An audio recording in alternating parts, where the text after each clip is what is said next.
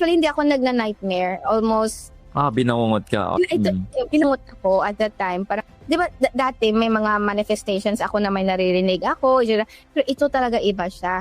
Kasi sa bangungot ko na yun, parang, wait lang, may taong pinoses. Tapos yung taong pinoses na yun, parang nag-transform siya. Tapos parang inipit niya ako.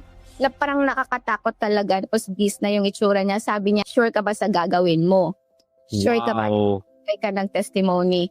Tapos, pinakita niya sa akin, kung gagawin mo yan, sisirain ko buhay mo. And pinakita niya, ash niya sa akin yung mga gagawin niya sa akin.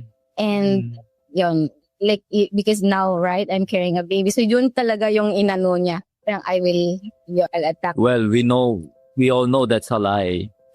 It's a lie. Yun. So, pinakita niya yun.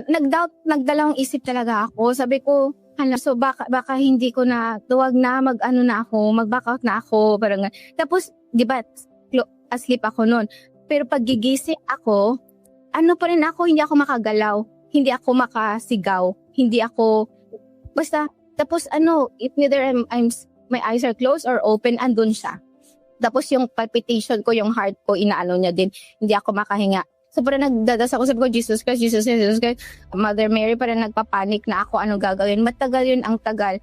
Tapos hindi ko alam, I don't know where I got the strength or the idea, but I did scream in my thought, Jesus is Lord. Jesus is Lord. So parang I said it with conviction and I believe that Jesus is Lord.